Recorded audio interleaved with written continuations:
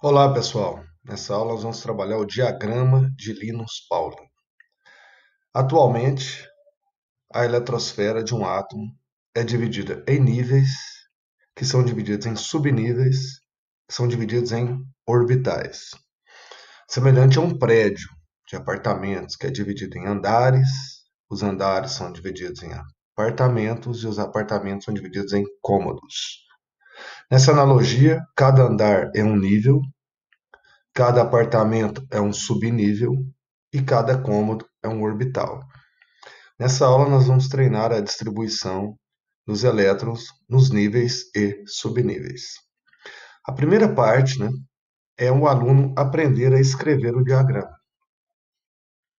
O número de subníveis em cada nível corresponde ao número do nível. Então, por exemplo, primeiro nível, um subnível. Segundo nível, dois subníveis. Terceiro nível, três subníveis. Sétimo nível, sete subníveis. Só que essa parte em vermelho, você não precisa se preocupar em escrever, porque os átomos da tabela periódica não utilizam. O máximo de elétrons que nós temos hoje para distribuir na tabela são 118, que vai exatamente até o 7p, certo? As setas nas diagonais indicam a ordem crescente de energia. E é essa ordem que você tem que seguir para distribuir os elétrons, como é mostrado no vídeo. Essa bolinha que está piscando, você pega a seta, vai até o final, pega a seta, vai até o final, pega a seta, vai até o final. Você só muda de seta depois que você passa pelo S. Muitos alunos erram o exercício de diagrama por escrever um diagrama mal organizado, com setas tortas, espremido. A primeira coisa que você tem que fazer é escrever um diagrama organizado, certo? Em cada seta, em cada subnível, Melhor, em cada subnível, você vai passando, seguindo as setas, você vai deixar essa quantidade de elétrons. O S, 2, o P, 6, o D, 10 e o F, 14. Note que é uma PA de progressão 4, de razão 4. Caso um exercício trabalhe com algum átomo hipotético, que você tenha que usar o G, ou H, ou I, é só você continuar aumentando de 4 em 4, certo? Então, o G, 18, o H, 22 e assim sucessivamente. Qual o número de elétrons em cada camada? O número máximo de elétrons em cada camada é dado pela equação de Heisenberg. 2n ao quadrado. N é o número quântico principal. Então, primeiro nível, N1, 1 ao quadrado, 2. 1 ao quadrado, 1, vezes 2, 2. Segundo nível, N2, 2 ao quadrado, 4 vezes 2, 8. Terceiro nível, 3 ao quadrado, 9 vezes 2, 18. E assim sucessivamente. A parte em preto do diagrama representa o máximo de elétrons que nós podemos ter na tabela periódica. Então, com base na tabela periódica, o máximo que nós temos no primeiro nível são 2 elétrons, no segundo nível, 8 elétrons, no terceiro nível, 18 elétrons, no quarto e no quinto, 32 elétrons, no sexto, 18 elétrons e no sétimo, 8 elétrons. Certo? Então vamos para o nosso primeiro exemplo. O átomo de ferro, número atômico 26. Distribuindo os 26 elétrons seguindo a seta. Note que os elétrons foram distribuídos seguindo a ordem da seta. Agora, fez a distribuição. O que eles vão te perguntar, que é comum nos exercícios? Qual o número de elétrons na camada de valência? Qual o número de elétrons no subnível mais energético? O que é a camada de valência? É a última camada. Então, nesse caso, nós temos 4 camadas e a última camada tem 2 elétrons. O que é subnível mais energético? É onde termina a distribuição eletrônica. É onde você coloca os últimos elétrons. Então, nesse caso, nós temos 6 elétrons no subnível mais energético. Então, camada de valência é a última camada, subnível mais energético é o subnível, é onde você coloca os últimos elétrons. O subnível mais energético, ele pode estar na camada de valência, ou na penúltima camada, ou na antepenúltima camada. Certo? Próximo exemplo. zircônio 40, distribuindo os elétrons.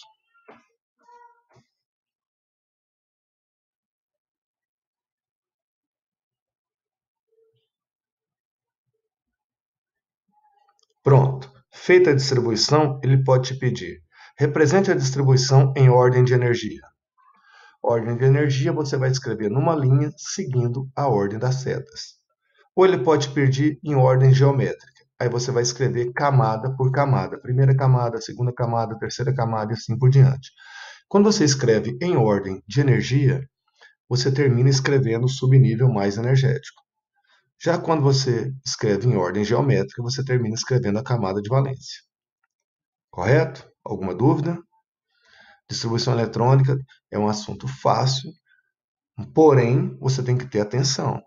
É o tipo de assunto que você não pode errar numa prova, né? Principalmente quem está fazendo aí concurso, exames para cursos muito concorridos, né?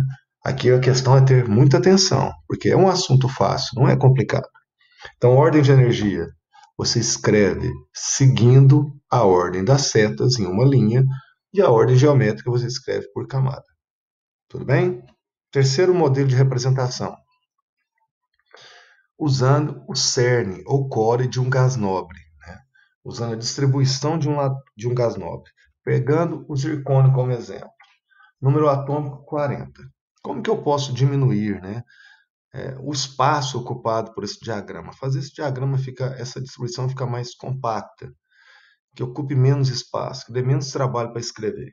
Primeira coisa que você tem que fazer: olhar na tabela periódica e ver qual gás nobre tem um número atômico mais próximo ou igual a 40, que nesse caso é o criptônio. Essa é a distribuição do criptônio, 36. Note que a distribuição do criptônio corresponde a essa parte da distribuição do zircônio.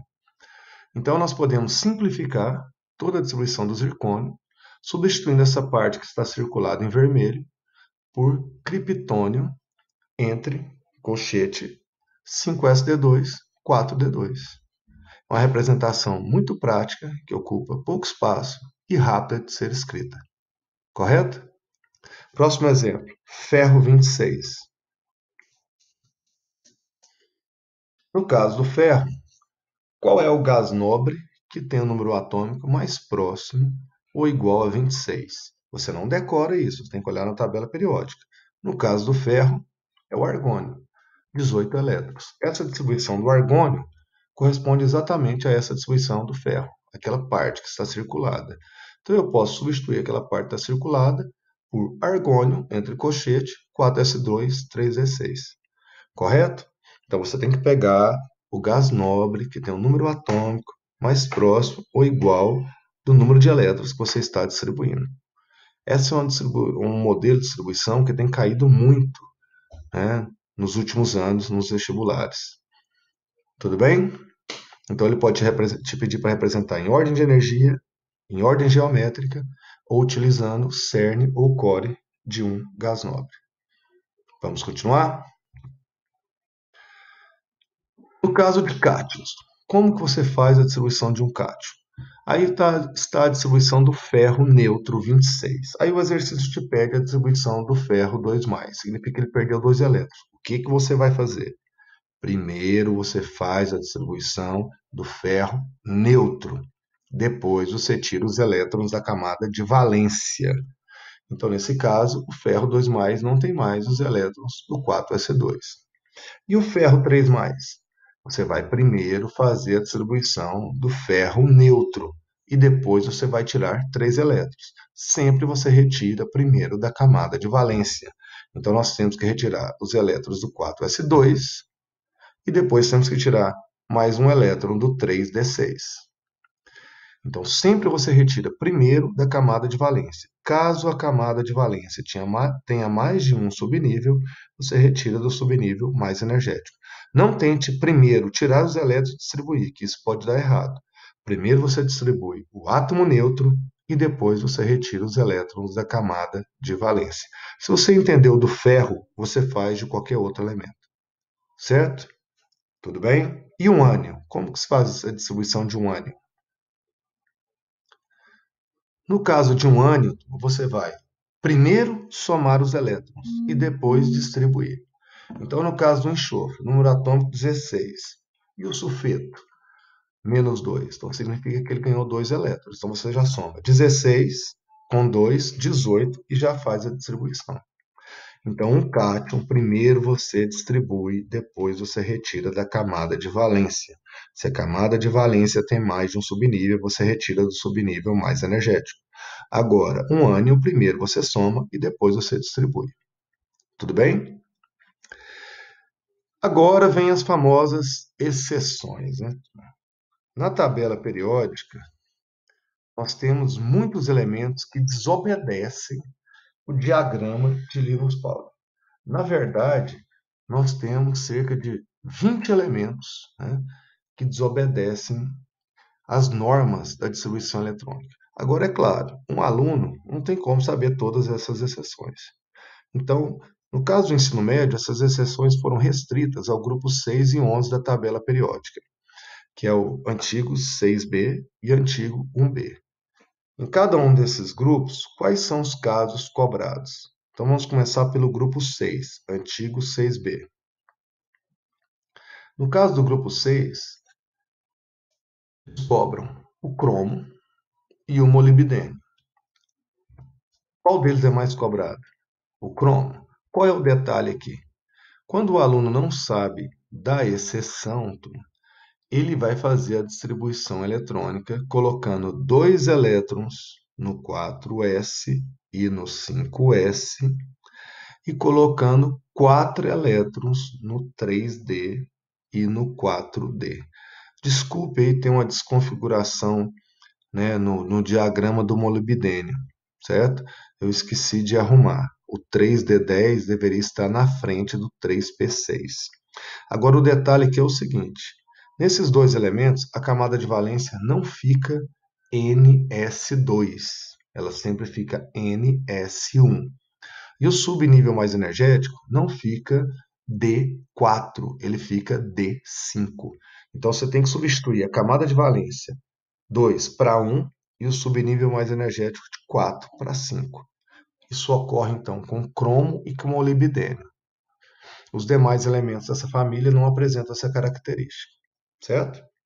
E no grupo 11, que é o antigo 1B, eles cobram a prata, o cobre e o ouro. O detalhe aqui também envolve a camada de valência e também envolve o subnível mais energético. Ao invés da camada de valência ficar S2 e o subnível mais energético ficar D9, você tem que mudar a camada de valência para S1 e o subnível energético para D10, certo? Então, as exceções do grupo 6, cromo e molibdênio, a camada de valência fica S1 e o subnível mais energético D5. Já nesses exemplos do grupo 11, a camada de valência fica S1 e o subnível mais energético D10. Os elementos mais cobrados são o cobre e o cromo. Tudo bem? Espero que vocês tenham gostado da aula. Qualquer dúvida, podem usar minhas redes sociais para me procurarem. E agora, procurem na plataforma, lá no tópico que eu criei, né, que está lá como título Paralisação Materiais Arilson, e você vai encontrar lá uma lista sobre distribuição eletrônica com alguns exercícios, certo? Até mais, até a próxima aula.